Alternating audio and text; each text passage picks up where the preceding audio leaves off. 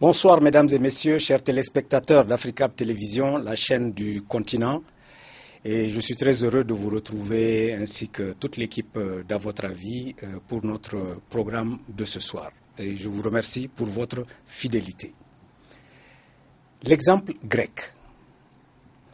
Qu'entend-on par exemple grec lorsque nous en parlons? Nous-mêmes avons dit l'exemple grec peut-il inspirer les dirigeants et les peuples africains? À votre avis, ouvre le débat ce soir avec la contribution de 4 invités, exceptionnellement, que je vais commencer par vous présenter. Monsieur Habib Ouane, ancien ministre de la République du Mali. Professeur Issa Ndiaye, président du Forum civique du Mali. Monsieur Ousmane Sy, ancien ministre du Mali. Et monsieur Chekna Cissé, économiste et essayiste. Messieurs, bonsoir et je vous remercie d'avoir accepté l'invitation d'Africab Télévision.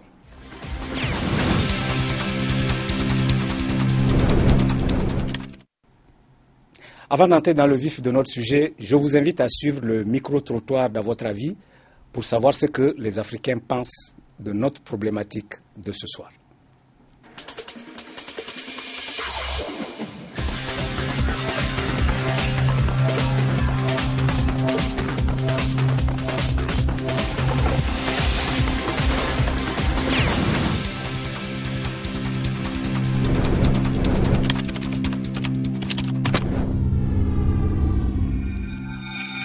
Pour moi, le peuple africain peut s'affirmer comme le peuple de Grèce, mais pas avec cette génération de politique, peut-être avec une nouvelle génération politique.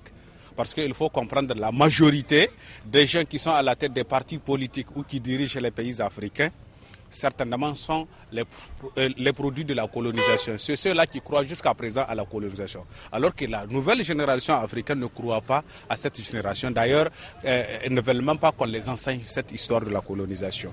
Donc, ce qui fait que on peut espérer, parce qu'il ne faut pas aussi oublier que dans ce peuple africain, il y avait eu des gens comme Thomas Sankara qui ont contesté la dette africaine, qui ont demandé aux pays africains de ne pas payer cette dette.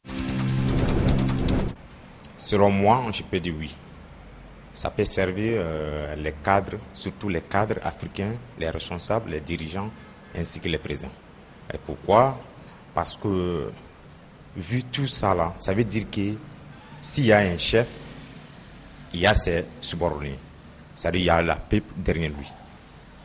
Toutes les questions importantes que vous allez prendre au nom de votre pays ou au nom de ton structure, tu dois consulter d'abord ton base, la base qui t'a vraiment aidé à être élu au président ou bien à être les responsables. Tu dois tout faire pour les consulter avant de prendre quel qu'en soit ou bien n'importe quelle décision. Il faut les consulter d'abord avant d'engager dans un processus de l'accord. Je crois en cette génération du peuple africain parce que c'est comme si les populations sont renouvelées. Maintenant, c'est un esprit nouveau, c'est la jeunesse montante.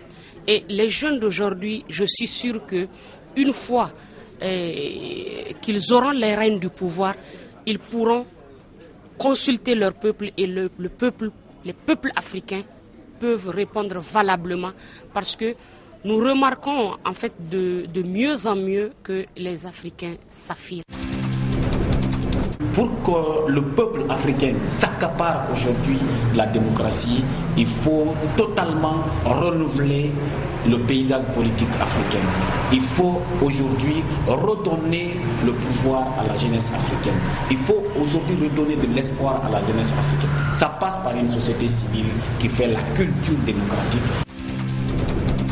J'ai dit en Afrique c'est très difficile et surtout particulièrement au Niger. Le gouvernement prend son avis seul. Il ne demande même pas l'avis de sa population. Ça, c'est ce qui se passe chaque fois au Niger. Vraiment, je ne sais pas pourquoi, mais je sais qu'il y a trop de laisser aller. Ils sont dirigés, ils sont télécommandés par les autres Européens. Là. Ils les suivent.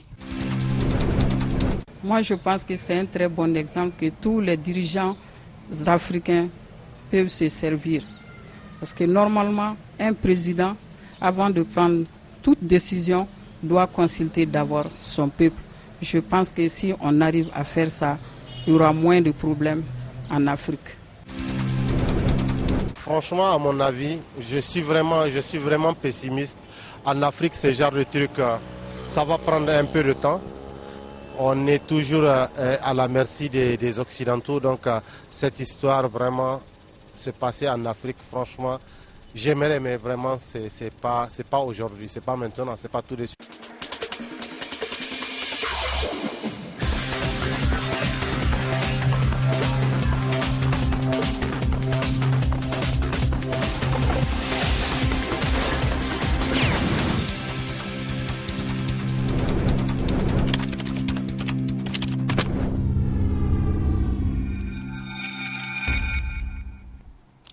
Monsieur Si, c'est quoi l'exemple grec?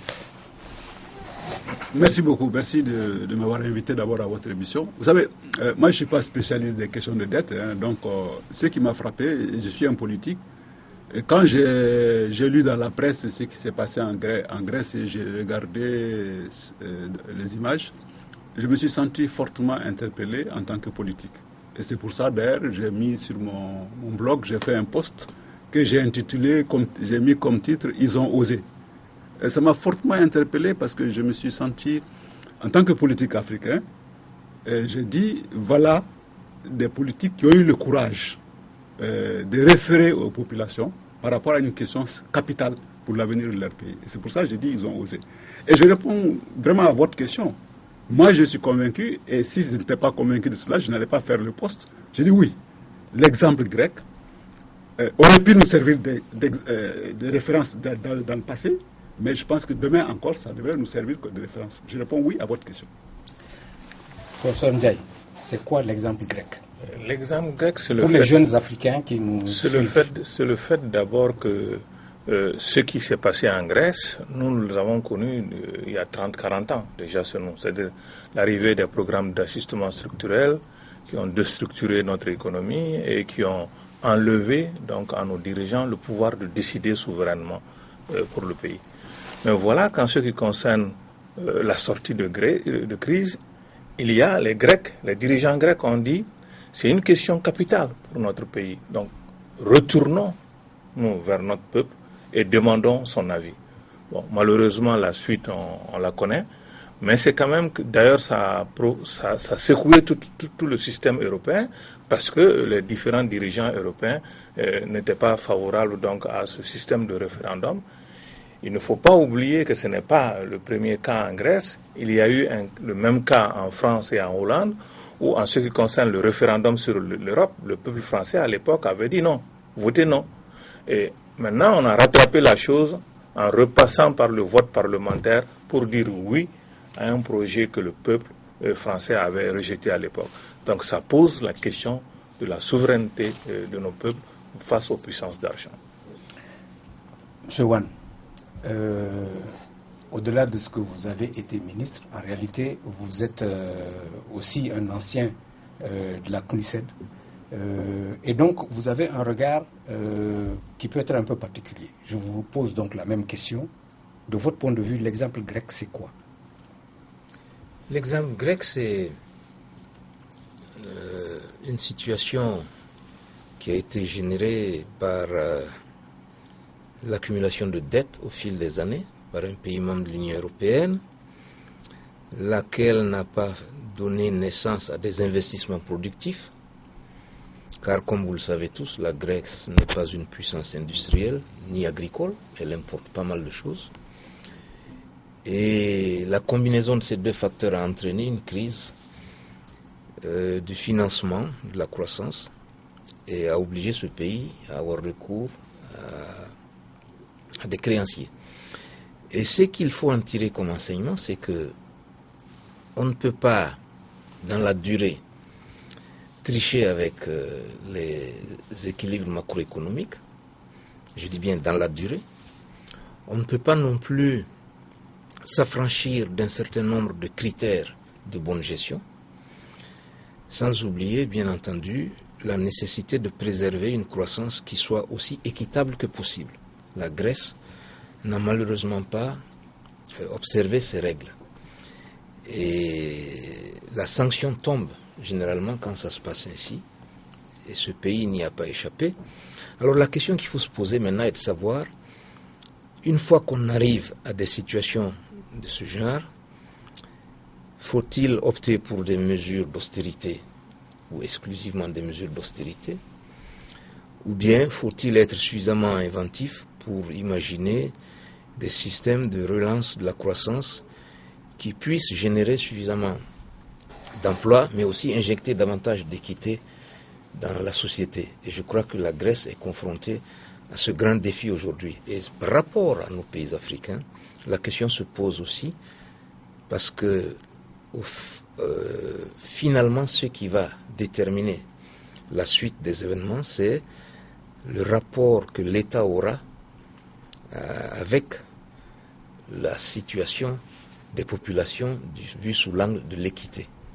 Nous aborderons cet aspect de la question lorsque nous aborderons le que faire.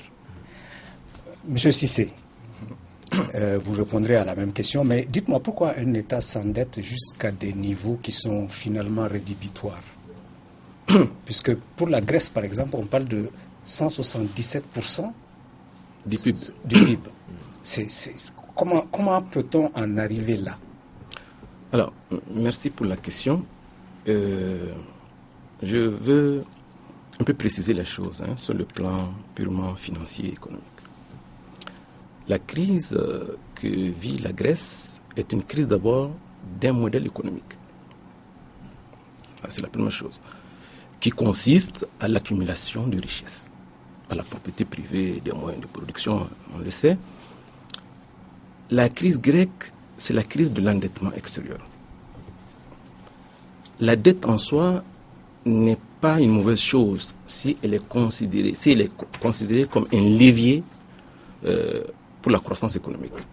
Mais quand vous vous endettez pour nourrir vos dépenses de prestige ou des investissements non productifs, il est évident que l'impact sur l'économie réelle ne peut pas se faire sentir. La Grèce aujourd'hui a un niveau d'endettement que vous rappeliez de 177% de sa richesse nationale. Deuxième chose, c'est qu'il y a un second aspect d'indicateur qui est très révélateur, c'est le rapport entre le déficit public et la création de richesses. Et la Grèce aujourd'hui a un niveau extrêmement élevé de 3,5% selon les dernières estimations du Fonds monétaire international. Mais ce n'est pas un cas isolé. Vous savez, depuis 2007, l'Europe, le monde occidental, vit une vraie crise d'un modèle économique qui a montré ses limites. Et nous qui étions en Afrique, je suis un président des aînés, ils connaissent l'histoire parce que vous savez qu'en économie, les faits sont aussi importants que l'histoire et vice-versa. Nous avions un système collectif de production, de partage de richesses, et on nous a dit, suivant les programmes d'ajustement structurel que le professeur a tout de suite rappelé, on nous a dit il faut aller à l'économie de marché. L'économie de marché aujourd'hui, M. Marco, est en crise dans le monde. Et nous allons y venir. Vous allez voir qu'au-delà de l'islamisation de la pensée des relations économiques internationales, que ceux qui ont une tradition judéo-chrétienne ont trouvé comme solution à leur modèle économique les produits halal, c'est-à-dire la finance islamique. Londres aujourd'hui revendique d'être la capitale de la finance islamique. C'est quand même extraordinaire. On n'aurait jamais pensé un seul instant que ce modèle allait être un nouveau paradigme dans le système bancaire international. Donc la Grèce, pour me résumer, le cas grec, et puis le cas grec aussi, j'ajouterais tout simplement, parce que apparemment ça paraît très lointain. La Grèce, ça intéresse bien l'Afrique, parce que la Grèce partage une frontière maritime avec l'Afrique à travers deux pays, l'Égypte et la Libye. La Grèce, c'est un petit bout de pays au sens taille du terme. C'est 10 fois moins que le Mali. À 4 millions près, c'est la population malienne. Mais c'est 3 fois le PIB créé par les 8 pays de l'UEMOA. Donc, Aujourd'hui, c'est 300 milliards d'euros qui sont en jeu et que si la Grèce ne rembourse pas, c'est d'abord une vraie alerte au niveau de l'eurozone, l'Eurostat. C'est une vraie alerte au niveau de l'économie du marché. C'est pour ça qu'au-delà de la partie de poker qui se joue depuis 2009, il n'y a qu'une seule issue. Soit les Occidentaux, les partenaires de la Grèce, Troïka dans le temps, vont accepter ce que dit le peuple grec à travers le référendum, ou bien la Grèce va déclarer faillite, et en ce moment, tout le monde va constater que, en réalité, et vous connaissez bien l'adage, mourir gros ou mourir maigre, la différence est pour les porteurs. Merci, monsieur Cissé. Nous avons un peu déblé, nous allons avancer et je me retourne vers vous, monsieur Si. En quoi est-ce que cet exemple grec dont nous venons de parler, en quoi interpelle-t-il les consciences et les esprits africains? En quoi? À mon avis, ça interpelle surtout les politiques qui n'ont pas eu le courage, les politiques africains qui n'ont pas eu le courage des politiques grecques. C'est-à-dire quand il y a une situation qui se pose comme elle s'est posée en Grèce, nous, comme tout le monde l'a rappelé, nous avons eu des situations similaires dans nos pays. Le fait de dire, bon, cette décision engage pour longtemps l'avenir de nos pays, allons-y nous référer aux populations. Et dans ce cas-là, la démocratie, les règles de la démocratie représentative ne suffisent plus. Il faut aller à la démocratie qu'on appelle participative. Il faut faire participer tout le monde pour que, même si ça ne se fait pas, comme en Grèce, ça ne se fait pas faire comme les gens veulent, mais au moins tout le monde aura donné son opinion sur la question. Et ça conforte les décideurs. Au moins, ils savent qu'ils ont une décision d'ensemble qu'ils intègrent comme élément de gestion. Malheureusement, ça n'a pas été le cas dans nos pays. Dans nos pays, bon, on est allé à l'ajustement structurel, ça a été une des décisions de technocrates. Et technocrates, très souvent, qui n'ont d'ailleurs reçu aucun mandat d'aucune population. Je crois que c'est, en tout cas, en tant que politique, c'est la leçon que nous devrions tirer de l'exemple grec, qu'aujourd'hui, face à des questions importantes, qui engagent le sort de nos pays pour longtemps, nous devons avoir le souci et le courage, je dis bien le courage d'interroger nos opinions. Ça peut-être ça nous amènera à avoir même une autre perception de ces opinions-là. Parce que vous savez, bon, très souvent, nous n'avons pas une très bonne opinion de nos populations. Hein. D'abord, on les considère comme des ignorants. On les considère à la limite comme des irresponsables. Et justement, je crois que c'est cette interpellation que nous devons aujourd'hui assumer et peut-être changer nos méthodes de travail et nos rapports avec les populations. Parce qu'on ne peut pas gérer les populations sans les affaires des populations contre elles. Je crois qu'en tout cas, moi, en tant que politique, c'est la leçon essentielle. Et c'est pour ça que je rappelle, ils ont osé ce que nous n'avons pas osé. Nous allons y revenir, monsieur le ministre. Monsieur Wan, alors, moi, je voudrais avoir votre point de vue. Est-ce qu'un pays comme le vôtre, le Mali, qui a les fragilités, les irrationalités que nous savons, comme autant d'autres pays africains, que peut-il face aux institutions de Bretton Woods et de l'Union européenne éventuellement, si je ne m'en tiens qu'à cela, s'il se trouve dans une situation telle que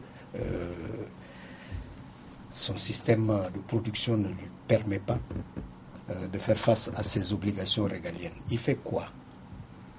Bon, écoutez, je crois qu'il y a un aspect sur lequel il faut insister. J'ai parlé d'équité dans ma première intervention. Et là, j'ajouterai à cette notion d'équité celle de la légitimité. La légitimité des politiques publiques qui auraient pour effet, en principe, d'atténuer dans une certaine mesure les tensions que ces politiques pourraient générer. Je crois que nous sommes dans des sociétés qui ont subi beaucoup de difficultés, de crises pendant des décennies, lesquelles ont eu pour effet de contribuer à une délégitimation croissante de l'État. Et peut-être même aussi, je crois, il ne faut pas hésiter à le dire, des pouvoirs publics. Et la façon de remédier à tout cela, à mes yeux, c'est de tenter d'aborder nos crises de société comme des crises de la redistribution. Ce sont les schémas de redistribution des revenus qui ont connu une crise grave, laquelle a été en fait peut-être même concomitante avec ce que les gens ont appelé la mondialisation, la globalisation. Car ces phénomènes ont entraîné une augmentation très rapide des inégalités entre pays, selon qu'ils soient au nord ou au sud, ou même entre les pays du sud, mais aussi une augmentation des inégalités au sein des pays. Et c'est cette dernière qui est particulièrement préoccupante quand on aborde la situation de l'Afrique. Et cet état de choses a aussi pour effet de contribuer à la montée des extrêmes dans nos sociétés. Et ces extrêmes se manifestent de façon variée. Et je crois que nous devons nous réapproprier la question de la légitimité dans les années à venir, mais aussi nous réapproprier la question de la redistribution et de l'équité. Cela devant nous permettre de restaurer un minimum de repères dans nos sociétés et aussi de permettre aussi de renforcer la notion de plus en plus importante mais fort négligée de la citoyenneté. Alors, je me retourne vers le président du Forum civique du Mali, justement. Comment peut-on relégitimer nos États, nos pouvoirs publics, comme le dit le ministre Ouane, d'une part, et d'autre part, est-ce que la construction d'un État démocratique est possible selon les principes qui nous lient aux institutions de Bretton Woods et de l'Union européenne et des autres créanciers? Je dirais directement, sans détour, dans le cadre du système actuel, du système mondial actuel, il n'y a pas de solution. C'est-à-dire qu'il faudrait repenser. Mon collègue tout à l'heure de droite disait il constate qu'il y a une crise d'un modèle économique qui est arrivé à son terme. Et c'est ça d'abord qui est marquant et qui fait que c'est plus seulement dans les périphéries du système mondial qu'on a la crise, mais même de plus en plus même au centre du système mondial. Et si on voit le cas de la Grèce, je disais tout à l'heure, ce n'est pas, même en termes de dette, ce n'est pas le premier exemple. Déjà, l'Allemagne et la France avaient donc un endettement de plus de 200% de leur PIB au sortir de la Deuxième Guerre mondiale. Mais l'Allemagne n'a jamais payé, la France n'a jamais payé, puisque ça a été annulé. Et je rappelle que le montant de la dette grecque, c'est à peine 2 à 3% du PIB de l'Europe. Donc ce n'est rien. On refuse d'effacer la dette grecque et en même temps, on est en train d'endetter l'Ukraine, alors qu'on sait pertinemment que l'Ukraine n'a aucune possibilité de remboursement. Donc ça veut dire que ce n'est pas un problème technique ou économique, c'est d'abord un problème politique. Donc il y a la faillite d'un modèle économique que nous devrions examiner froidement en Afrique et nous dire, dans le cadre du système économique mondial, l'Afrique n'a pas d'avenir. Il faudrait que nous pensions à des alternatives, d'autres modèles économiques. Le deuxième problème qui accompagne cela, c'est la faillite du système politique aussi que nous avons en Afrique, qui est la copie d'un modèle démocratique qu'on a inventé en Afrique, qu'on a inventé en Europe et qu'on est venu imposer à nos pays d'Afrique à partir des années 90. Et on voit aujourd'hui qu'en réalité, ce modèle-là n'est pas démocratique, mais plutôt plutocratique. Ça veut dire que ce sont les puissances d'argent qui décident et que la voix des populations n'a pas d'effet sur le système. Il faut se rappeler que même François Mitterrand à l'époque disait que la décision n'est pas au niveau de l'Élysée, mais c'est dans les banques. Et de plus en plus, c'est vrai. Donc nous avons un modèle de gestion qui fait que ceux qui détiennent le pouvoir de l'argent décident à la place des populations. Donc là aussi, il nous faut réinventer le modèle démocratique que nous voulons à l'époque. Ousmane Sy parlait tout à l'heure d'un modèle participatif. Je pense qu'on peut interroger les expériences qui ont cours actuellement en Amérique latine, qui donnent plus de possibilités aux populations d'exprimer. Nous-mêmes, dans nos pays, malheureusement, nous sommes pris dans un état tel que nous avons développé des modèles de gestion qui ne font pas appel à l'initiative populaire Et tant que nous ne ferons pas appel à l'initiative populaire, nous n'arriverons pas à nous en sortir. Monsieur Cissé, est-ce que dans le cadre de la globalisation du destin de l'humanité, il est possible à des États, même à un continent tel que le continent africain,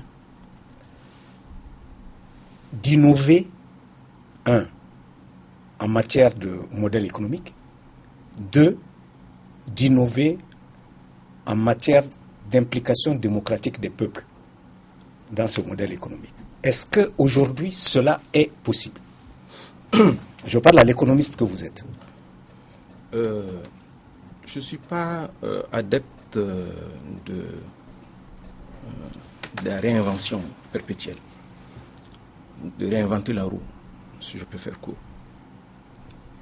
L'Afrique, la situation actuelle de l'Afrique, je vous disais tantôt que le dernier article que j'ai écrit, pourquoi l'Afrique fait peur à l'Afrique. L'Africain a peur de l'Afrique. Et la situation désopilante dans laquelle le continent est aujourd'hui, ce n'est pas simplement le politique. C'est la faillite de l'élite intellectuelle africaine qui a tout refusé à l'Afrique, à commencer par le développement. Il y a un dirigeant togolais, un homme politique togolais, je ne vais pas le citer, quand il parlait de démocratie, il dit la démocratie en Afrique, c'est l'ORNI, objet rampant non identifiable. Moi, je dis que le développement en Afrique, c'est l'objet connu, non accessible. Les Africains refusent que le continent puisse se développer. Je suis adepte des chiffres pour étayer la pensée, pour qu'on ne puisse pas rester dans un domaine purement littéraire. 3 chiffres. De 1900, en 30 ans, les Africains ont fait sortir 1200 milliards de dollars à titre d'argent lié à la corruption à l'extérieur. Deuxième chiffre, il faut simplement 390 milliards pour assurer l'autosuffisance énergétique du continent, qui est une base qui fait partie des inputs du développement. 123 milliards sont concédés par les autorités africaines chaque année à titre d'exemption de taxes et autres aux compagnies internationales. Donc vous conviendrez avec moi que la situation dans laquelle l'Afrique est, face à des énormes ressources, il y a un cabinet qui est bien connu, le cabinet Boston Consulting, qui est un cabinet de référence dans le monde, a fait les études et à partir de là, a dit que les 6 milliards que compterait l'humanité en 2050, il n'y aura ni de place en termes de logement, en termes de surface cultivable, c'est en Afrique. Et tout le monde a conscience que l'avenir de l'humanité est en Afrique, sauf les Africains. Première chose. Deuxième observation que je vais faire, moi le cas grec ne m'étonne pas, parce que les aînés qui sont autour de cette table nous ont appris que même le mot démocratie est une expression qui vient de la Grèce, qui veut dire aller. Et Abraham Lincoln dit la démocratie, c'est le pouvoir du peuple, par le peuple et pour le peuple. Et finalement, ça a été consacré. Que donc la Grèce, qui est la démocratie athéenne, qui est la démocratie la plus ancienne reconnue, que ses dirigeants puissent aller vers leur peuple, le consulter, ce n'est que de façon très légitime. C'est le contraire qui aurait pu être tenu. Troisième remarque que je voudrais faire, et je vais rejoindre en ce moment votre question. En Afrique, vous saviez, je ne regardais pas très longtemps un film sur le parrain. Le réalisateur, il disait que la finance est une arme, le politique c'est quand est-ce qu'il faut tirer.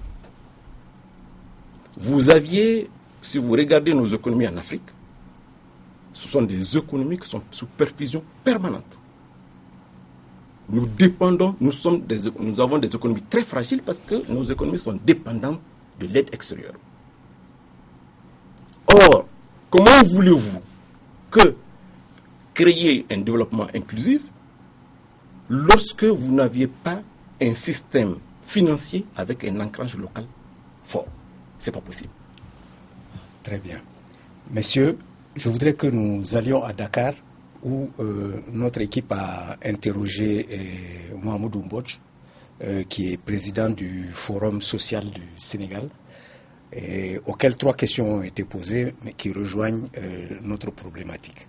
Donc nous allons le suivre et puis nous allons entrer dans la deuxième et dernière partie de notre entretien où je vous demanderai que faire.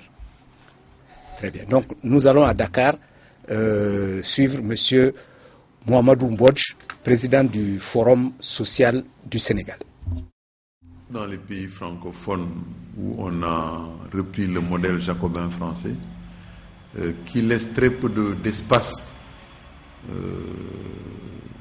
dans le champ public à l'initiative citoyenne, contrairement au modèle anglo-saxon, c'est la toute-puissance de l'État, c'est l'omniprésence de l'État. De 60 à maintenant, cette culture du cavalier seul des fonctionnaires a été le paradigme essentiel de la gouvernance de nos États. C'est dans les années 90-2000, avec les programmes de lutte contre la pauvreté, l'initiative Pays pauvres très endettés, qu'on a mis en place les stratégies de réduction de la pauvreté. Les partenaires techniques et financiers ont exigé que ce processus soit ouvert à la société civile. C'est une demande externe qui a commencé à remettre en cause ce modèle de gouvernance traditionnel qui donnait plus de place au tout État dans l'espace public. Disons que on peut bel et bien parler de souveraineté populaire dès l'instant que dans la procédure de choix des dirigeants, c'est-à-dire leur élection, c'est le peuple qui valide, qui sanctionne. Ces dirigeants sont dépositaires de la légitimité populaire. Ils sont habilités à parler et à agir au nom et pour le compte des populations. Donc cette question est réglée. Maintenant, il y a une intelligence stratégique qui commande que quand on vous confie une responsabilité qui nous appartient tous, nous sommes 13 millions au Sénégal, peut-être plus au Mali, que si vous voulez avoir une pertinence des politiques qui répondent aux attentes réelles des populations, vous cherchez à partager avec eux les diagnostics et les projections sur les politiques publiques. Donc, on ajouterait une plus-value aux politiques publiques qui serait l'approbation des populations. Il faudra juste éviter le piège du mimétisme. C'est des contextes différents, c'est des enjeux différents. C'était la place de la Grèce dans l'Union européenne, c'est dans le cadre d'une intégration économique volontaire. Ce n'est pas une domination simplement de l'économie grecque. Au niveau des pays africains, il faut se rendre à l'évidence qu'il y a beaucoup eu une tentative de faire face, mais c'était assez limité dans les possibilités des armes à choisir. Parce qu'aujourd'hui, avec le libéralisme, la question de l'État souverain doit être mise entre guillemets. Il ne faut pas rêver. Le capitalisme, en se développant, en se globalisant, a réduit les champs de l'État. Le rôle de régulation de l'État est réduit à sa plus simple expression. Voilà, pour alimenter un peu notre réflexion. Alors, on va y revenir si vous le voulez bien, mais je voudrais que nous entrions déjà dans le que faire. Alors, monsieur le ministre Sy, je vais rappeler certains éléments de cet article que vous avez posté sur votre blog comme introduction à notre deuxième partie de débat. Vous l'avez publié le 7 juillet dernier. Voilà ce que vous dites.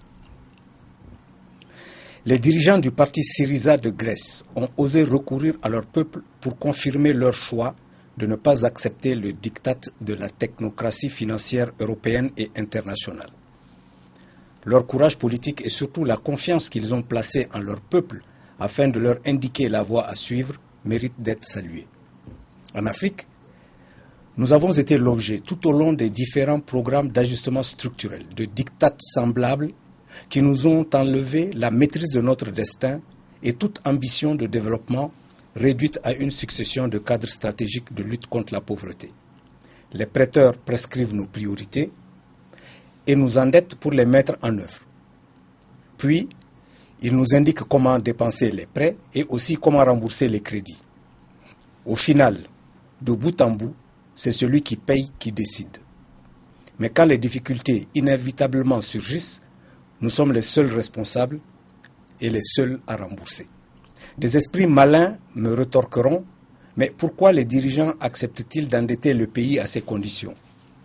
Chacun a sa réponse à cette question. Ayant été impliqué dans la gestion des affaires publiques au haut niveau, mon avis est que c'est surtout le manque de confiance en notre peuple. Est-ce que la solution à cette problématique que, à votre avis, pose ce soir passe par la reconquête de la confiance du peuple aux élites et des élites au peuple? Absolument. Je pense que la solution pas simplement à la question de la dette, la solution à tous les problèmes qui ont été évoqués, les solutions, disons, à tous les problèmes qui ont été évoqués, passe par d'abord qu'on ait confiance en nous-mêmes. Un penseur disait, pour être du monde, il faut être de chez soi. Il faut qu'on soit droit dans nos bottes, qu'on ait confiance en nous-mêmes pour sortir des incohérences dans lesquelles nous sommes. Il l'a dit tout de suite. Je suis absolument d'accord. Nous sommes dans un véritable paradoxe dans notre continent. C'est un continent qui est riche. Le monde entier vient chercher ses richesses chez nous. Mais nous sommes un continent aussi où les gens sont les plus pauvres. C'est un paradoxe. Analysons ce paradoxe. Voyons comment nous pouvons en sortir, comment nous pouvons transformer le potentiel de richesse qu'on a en bien-être. Il faut déjà connaître ce courage de nous poser pourquoi on ne le fait pas. On ne le fait pas parce que je crois qu'on n'a pas... On est resté un peu dans le système... l'intervention sénégalaise, Borch l'a dit tout de suite, je crois qu'on est resté un peu dans le système colonial. Nous continuons à regarder nos pays, nos populations avec les lunettes que le colonisateur nous a laissées. Et je crois que les politiques... Ils sont partis il y a 55 ans. Voilà, ils sont partis il y a 55 ans. Et c'est pour ça, d'ailleurs, à l'occasion des centenaires, moi je fais partie des gens qui ont dit, peut-être qu'il est temps qu'on réfléchisse au prochain cinquantenaire et qu'on voit comment l'Afrique peut reprendre son destin en main. Parce que jusqu'à présent, nous n'avons pas la maîtrise de notre destin. Alors, c'est pour ça que je dis, il faut aujourd'hui que nous acceptions que nous sommes acteurs du monde, dans le monde. Au lieu que nous soyons simplement des consommateurs, nous sommes acteurs et nous apportons nos idées dans le monde. Le modèle démocratique, Issa l'a dit, nous avons opté pour un modèle démocratique qui visiblement ne fonctionne pas. Tous les jours, on se rend compte qu'il ne fonctionne pas. Je prends la question de la légitimité posée par Abidjan. Mais qui contrôle la légitimité de nos élections? Personne ne contrôle. On vérifie la légalité. On regarde si ce qui est sorti est légal. Mais personne ne vérifie la légitimité. Le résultat des courses, aujourd'hui, je ne veux critiquer personne, mais nous avons des gens qui sont élus par moins de 10% du collège électoral. Bon. Voilà les points de fragilisation. Il est temps quand même qu'on s'interroge pour voir. Vraiment, ce modèle, il ne marche pas, il ne convient pas. Il installe des malentendus. Voyons comment nous pouvons en sortir. Pour en sortir, il faut oser les réformes. Je suis très bien placé pour le dire. Ça fait 20 ans, plus de 20 ans, que je me bats pour les réformes dans ce pays. Les réformes sont extrêmement difficiles parce que, d'abord, nous n'avons pas confiance en nous-mêmes.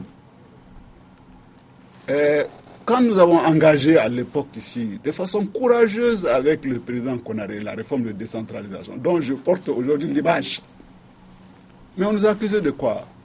On nous a dit, vous allez casser le pays, les populations sont analphabètes. Jusqu'à présent, on continue à le dire. Elles sont ignorantes. Vous n'allez pas aller leur donner des responsabilités qu'elles ne pourront pas assumer. Elles vont, chacun va chercher à partir dans son ethnie, chacun va chercher à partir dans son village. Et ça, de course, voilà ce qu'on a aujourd'hui dans ce pays. Je dis vraiment, s'il y a une leçon qu'on doit tirer, allons-y courageusement dans des réformes, parce que le monde est en train d'évoluer, nos sociétés sont en train d'évoluer. Nous n'avons même pas affaire au même type de Malien qu'il y a 50 ans. Les Maliens d'aujourd'hui ne ressemblent à rien aux Maliens d'il y a 50 ans. Par extension, peut-être l'Africain d'aujourd'hui. Voilà. Or, les institutions qui nous gèrent, quand on regarde les institutions qui nous gèrent, les systèmes politiques qui nous gèrent, les systèmes économiques qui nous gèrent, sont des systèmes qui sont dessinés il y a plus de 50 ans. Très bien. Monsieur Wan, que faire? Que faire? C'est un vaste sujet, ça. Ce que je voudrais proposer, c'est une démarche que je présenterai sous la forme d'un trépied à 3 composantes. La première, je crois, consiste, à la lumière de tout ce qui a été dit ici, à promouvoir de véritables réformes politiques. Des réformes politiques destinées non seulement à prendre en charge la question de la légitimité, il vient d'en faire cas, mais aussi à insister davantage sur la dimension de l'efficacité institutionnelle des systèmes politiques que l'on met en place. Je crois que ça c'est le premier élément et il faudrait l'on y travaille, d'autant plus que la notion même d'intérêt public ou d'intérêt collectif est de plus en plus sapée dans ses fondements les plus importants quotidiennement dans nos sociétés. Et ça, c'est une question qui nous interpelle tous, surtout nous autres, qui avons exercé des responsabilités. Le deuxième élément, je crois, qui va revêtir une importance croissante à mes yeux, c'est la promotion de ce que j'appelle, moi, le respect des normes. Il faut promouvoir des normes dans différentes sphères de la vie sociétale, mais aussi s'assurer que ces normes seront respectées. Sans cela, il n'y aura guère de progrès. Vous savez, je reviens toujours sur les deux exemples de leadership les plus aboutis à mes yeux en Afrique. Aujourd'hui, c'est celui de Kagame au Rwanda et celui de Feu Meles Zenawi en Éthiopie. Ce pays, aujourd'hui, connaît un taux de croissance de près de 10%. Le gouvernement du Rwanda, dans le cadre d'une étude du World Economic Forum, a été classé comme 7e gouvernement le plus efficace du monde, juste avant la Malaisie. Nonobstant les reproches de déficit en termes de droits de l'homme. Bien, mais en tout cas, efficacité du gouvernement. Et je crois que ça devient de plus en plus important dans une période de crise comme celle que l'on connaît. Donc, respect des normes dans un contexte qui fasse la promotion de la dimension équité. Davantage. Parce qu'on ne peut pas continuer à avoir des politiques qui augmentent les inégalités. Et le troisième volet, c'est celui qui a trait à ce que j'appelle l'impératif croissant de société civile. Hillary Clinton a parlé de société civile passionnée. J'adhère à cette notion. Parce que ce sont les seules sources de contre-pouvoir que l'on pourra sécréter dans nos pays dans les années à venir. Et je pense que l'exemple de pays comme le Sénégal, de pays comme le Burkina Faso sont là pour illustrer mon propos. Nos sociétés, nos États ont besoin de sociétés civiles très structurées, actives, créatives et engagées. Parce que les partis politiques n'ont pas été en mesure d'exercer ces fonctions-là.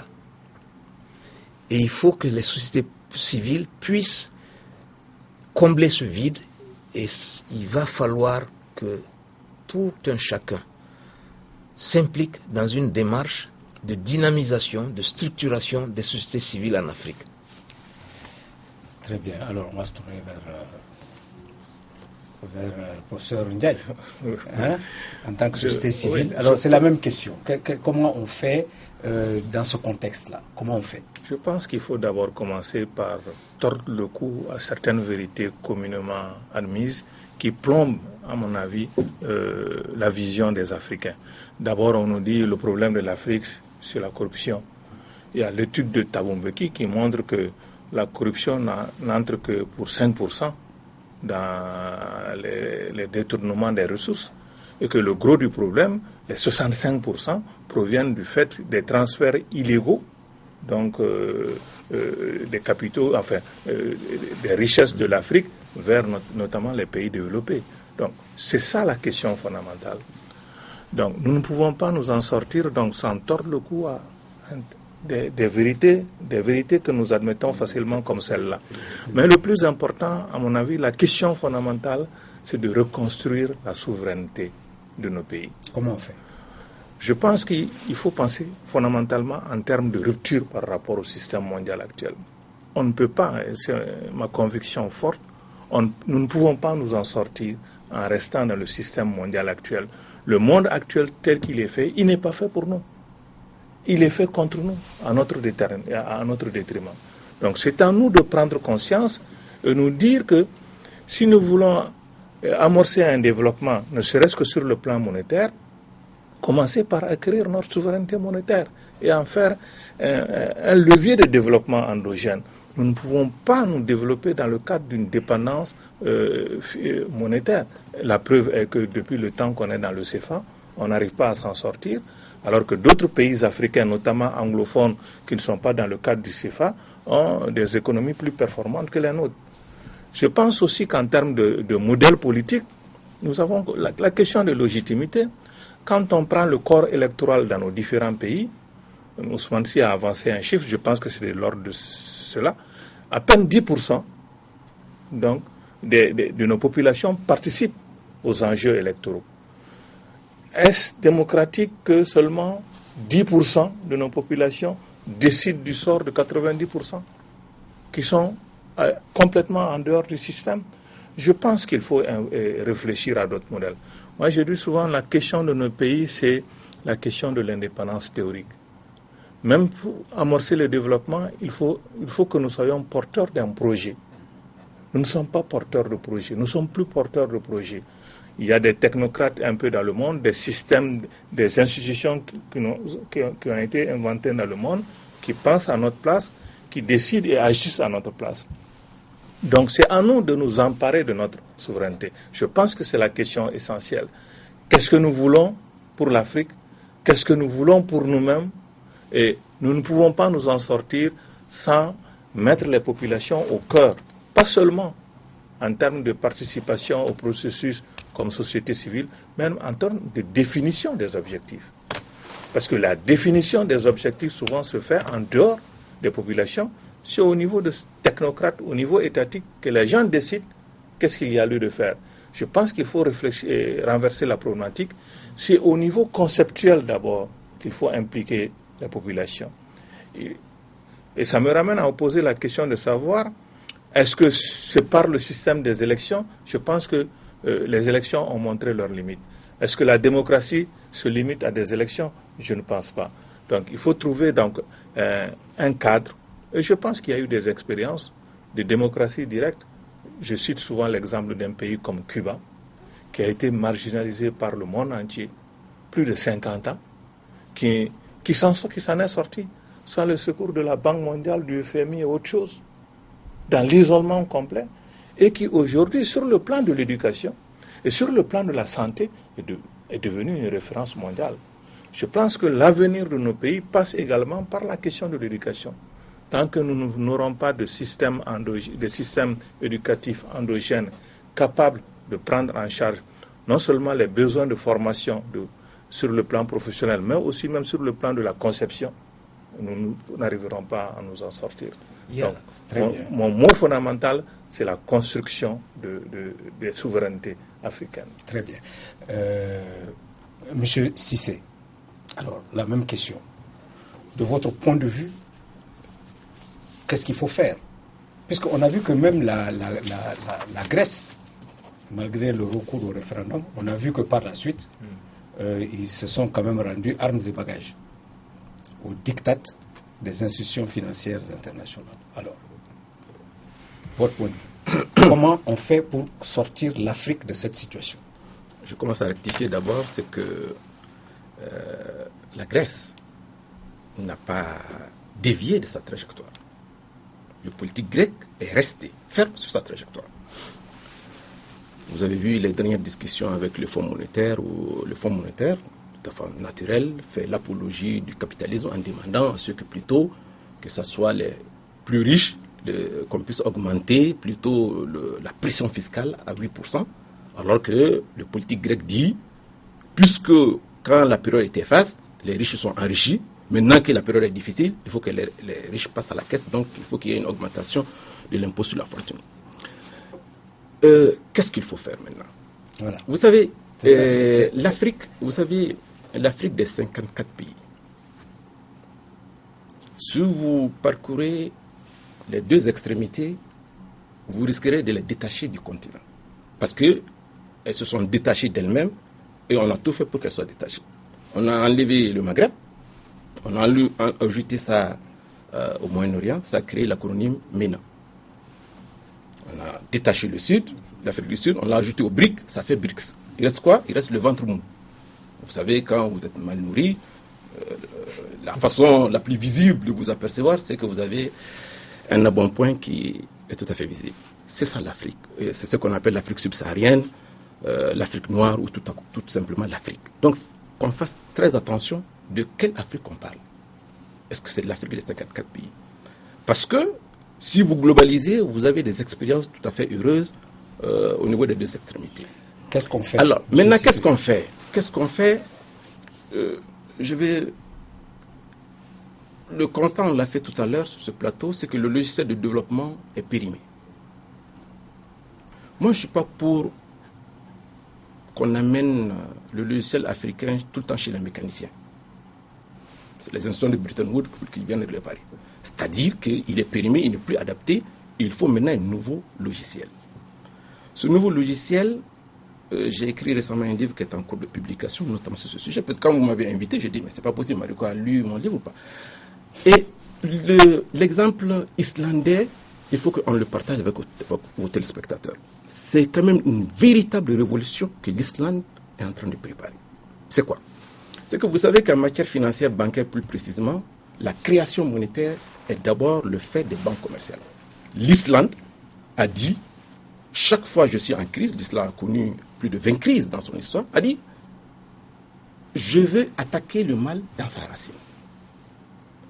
Au lieu que chaque fois je viens au secours des banques, j'ai décidé que les banques ne créent plus de la monnaie. Vous imaginez, c'est-à-dire qu'une banque commerciale ne puisse plus créer de la monnaie, ça veut dire que la banque ne fait plus de crédit. Donc, l'activité d'intermédiation en tant que distributeur de crédit, l'Islande veut arrêter. Que les banques soient plutôt des gestionnaires de comptes.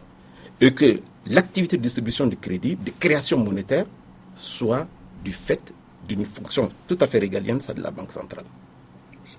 C'est quand même extraordinaire ce qui va se passer. Ça nous intéresse? Ça nous intéresse parce que nous faisons partie, si vous prenez simplement la zone UEMOA, je vais vous donner les chiffres, nous avons un taux d'endettement actuel de 32,7%. Le stock fait 25 milliards de dollars. Et nous payons sur nos recettes d'exportation, nous consacrons sur nos recettes d'exportation, 7% de nos recettes d'exportation sont pour le service de la dette. Et donc nous appartenons au même régulateur, la Banque centrale. Parlons-en. On n'a plus beaucoup de temps. On n'a pas plus beaucoup de temps, mais... Soyez synthétique. Je vais aller vite, si vous permettez. La Banque centrale gère la politique monétaire, notamment quelque chose qui fait débat, les avoirs extérieurs. Ça fait 6 500 milliards. Maître Watt, 6 500 milliards qui sont logés qui sont logés au niveau du Trésor français. Ah, très bien. Dans le cadre du compte d'opération. Et à l'époque, M. Watt, qui n'a jamais en cours d'idée, a dit, mais pourquoi moi j'ai besoin de 10% de cette masse pour pouvoir développer l'économie? Ça soulevait beaucoup d'inquiétudes. Il faut d'abord aller à des réformes courageuses. Une réforme, elle a toujours un coût social. Il faut accepter ce coût social. Il faut qu'à un moment donné, qu'on accepte de sacrifier une génération d'Africains pour qu'on puisse arriver à créer les prémices du développement. Deuxième élément, ce que je vous disais tantôt autour de cette table, que la finance islamique est une bonne opportunité pour nous. Dernier élément, l'éducation financière. Vous savez, la population va aux banques par nécessité. Il n'y a pas de conviction, il n'y a pas de culture. Donc il faut créer ce qu'on appelle l'éducation financière. Il faut que dès le bas âge, que nous apprenons à nos jeunes enfants ce que c'est que la finance, et ce que c'est que la bonne finance, et qu'ils puissent avoir le réflexe de l'épargne. Parce que, M. Mariko, l'aide, et je vais en finir là, a toujours montré ses limites. Je vais vous donner un exemple simple, Haïti, qui est le premier pays noir souverain dans le monde. Haïti a reçu en 30 ans l'équivalent chaque année de 4 plans Marshall. Je vous lis ce que Michel Pierre-Louis, qui était l'ancien premier ministre haïtien, il dit, c'est toujours quand on quitte souvent le gouvernement qu'on a souvent des positions plus tranchées. Encore que ce n'est pas le cas autour de cette table. Il dit, les effets de l'aide internationale en Haïti ne sont visibles qu'au microscope. L'aide n'a jamais développé un pays. Donc, parce que l'aide, comme monsieur le ministre s'il l'a rappelé, est toujours conditionnée. Comment voulez-vous que les relations internationales sont basées sur ce qu'on appelle en économie sur un jeu à somme nulle. Ce que vous importez, c'est ce que les autres exportent. Comment voulez-vous qu'ils puissent vous développer pour que vous ne puissiez plus importer leurs produits? Ce serait en économie absurde. Et l'absurde ne fait pas partie de la logique économique. Très bien. Messieurs, voilà, nous allons faire un dernier tour de table. Je vous laisse dire ce que vous voulez. Je ne vous poserai pas de questions spécifiques. Et je vais commencer par vous, Monsieur Ousmane Sy. Très rapidement. Vous savez, j'ai l'habitude, depuis qu'on est, le Mali est dans cette crise. Et cette crise malienne, il ne faut pas la lire à l'intérieur des frontières maliennes simplement. Il faut l'étendre peut-être à l'Afrique, au sud du Sahara, comme ils viennent de le dire.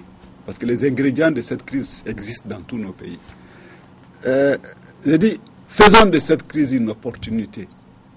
Parce que la crise doit aussi servir de leçons. Tirons les leçons des échecs qui se sont accumulés pour nous amener à cette crise. Et voyons comment nous pouvons inverser.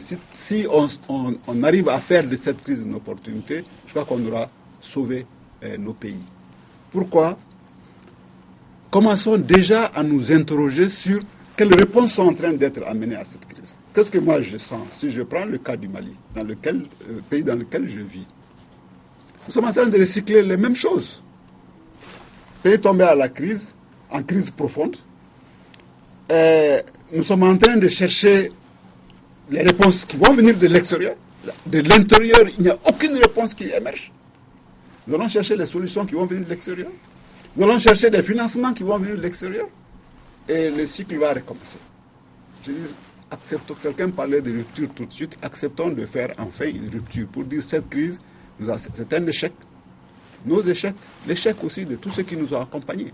Il ne faut pas oublier de le dire aux partenaires aujourd'hui. À ceux-là qui se posent en donneur de leçons, il faut leur dire l'échec du Mali est aussi un échec partagé. C'est-à-dire que ce qu'eux, ils ont concocté n'a pas marché non plus. Et voyons ensemble comment nous pouvons faire autrement les choses. Donc, je reviens. Il n'y a pas d'autre alternative que les réformes. Et les réformes courageuses et audacieuses. Voilà. Très bien. Monsieur le ministre.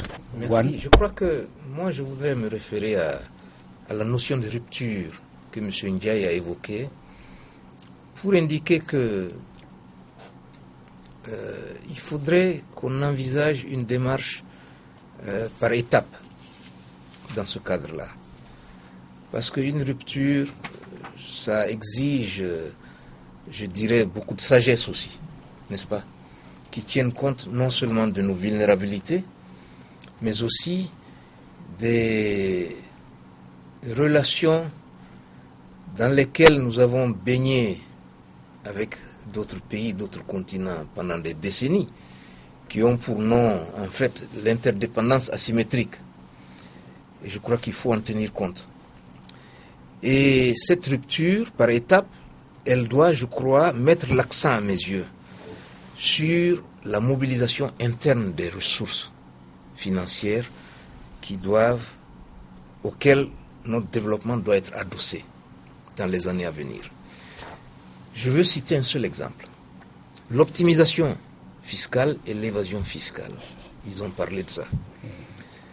Ça concerne des sommes qui représentent, je crois, près de 10 fois l'aide au développement qu'on reçut, qu'il faut démystifier. Ça, c'est le premier élément. Et il y a des pays en développement, notamment en Asie, qui ont réussi à jeter les bases d'un développement axé sur la mobilisation des ressources internes. Ça veut dire que c'est possible. Et concrètement, qu'est-ce que ça veut dire? Les gens doivent payer leurs impôts. Prenons le Mali. L'essentiel du capital immobilisé ici, je crois, c'est dans le foncier. Est-ce qu'il est soumis à un traitement fiscal? Très peu. Je ne pense pas.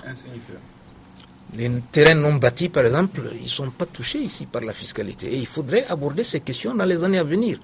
Parce que l'État ne peut pas, dans ce contexte de sécurité précaire, continuer à financer la sécurisation des citoyens, la réduction de la pauvreté, le développement de l'éducation, etc. Donc, premièrement, mobilisation des ressources internes. Deuxième volet, pour faire court, alors rapidement, c'est la nécessité de traiter cette question de la légitimité dans les années à venir en organisant des discussions.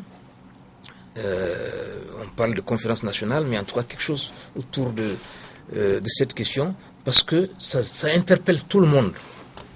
Et je pense que les 10% dont vous avez parlé, qui participent à l'élection, doivent se sentir les plus interpellés par cet état de choses. Je m'en tiens là pour des raisons évidentes de temps. Très bien. Monsieur Cissé. Rapidement, là on me signale que nous sommes déjà hors délai. J'ai une divergence conceptuelle avec mes aînés. Je suis pour la rupture, mais la rupture a un coût tel qu'il risquera de faire sombrer, chavirer l'Afrique. Je suis pour la transformation. La rupture se fera d'elle-même. Ça, c'est la première chose. Deuxième chose, c'est que le ministre Wan le disait tantôt, l'épargne intérieure, il y a de l'argent en Afrique. Il faut créer les instruments, les véhicules juridiques nécessaires pour mobiliser l'épargne intérieure. Pour vous donner un chiffre, c'est 18% en Afrique. En Asie, c'est 43%. Tant qu'on n'arrive pas à mobiliser l'épargne au profit des projets de développement qui ont été conçus par nous-mêmes et pour nous-mêmes, c'est très difficile. Je vais en finir par une pensée d'une femme politique française que je vais adapter à notre contexte. Il faut donner aux Africains quelque chose à aimer, l'Afrique.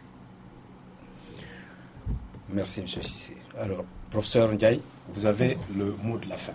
Oui, pour dire simplement et rapidement deux choses. La première, c'est qu'il y a des économistes européens aussi avertis que Dominique Strauss-Kahn ou même Thomas Piketty qui disaient dernièrement que les solutions qui sont préconisées pour le cas grec ne permettront pas à la Grèce d'en sortir. Et je pense que d'autres sont en train de se dire, et Thomas Piketty naturellement qui dit il faut sortir du système actuel, le système européen actuel conduit l'Europe à la catastrophe. Je pense qu'il faut dire la même chose en ce qui nous concerne en Afrique. Le système mondial aujourd'hui ne permet pas à l'Afrique de s'en sortir. Donc d'où la nécessité donc d'une rupture. Mais c'est une rupture innovante qu'il faut construire à partir de ce que nous avons constaté nous-mêmes. Mais il n'y a pas de solution toute faite, ça ne tombera pas du ciel. Je pense qu'il faut avoir le courage de dire que la solution ne viendra pas de l'extérieur, mais de nous-mêmes. Par notre propre capacité de réflexion stratégique, il faut innover sur ce plan-là. Donc c'est aux Africains de penser les problèmes de l'Afrique et en africain et dessiner des alternatives africaines. Mais ça ne peut pas se faire en dehors des populations. Il faudrait que nous mettions les populations au cœur des choix de politique que nous avons à faire. C'est ça notre destin. On n'a pas d'autre choix. Nous en ferons la conclusion de cette émission. Je vous remercie encore une fois, M. Wan, M. Si, M. Cissé, M. Ndiaye, d'avoir apporté vos éclairages à la compréhension par nos téléspectateurs de l'exemple grec en ce qu'il peut inspirer les dirigeants et les peuples africains. Merci encore une fois. Merci. Merci. Mesdames et messieurs, est-ce que nous pouvons construire un État démocratique à partir des principes et des valeurs d'une société multiethnique, pluriséculaire, post-coloniale et organisée en castes socialement hiérarchisées? Est-ce qu'il est possible, à partir de ce terreau réel de nos sociétés, de bâtir des États démocratiques? Voilà l'interrogation. Je voudrais que nous discutions vendredi prochain, vous et moi. Et comme vous le savez, vous pouvez nous envoyer vos questions, vos réflexions, vos observations au 00 223 44 20 80 80, vos SMS au 00 223 74 22 59 73 et vos mails à votre avis @africabtelevision.com. Merci d'être fidèles à nos programmes. Aimez-vous les uns les autres. Passez une bonne soirée et à vendredi.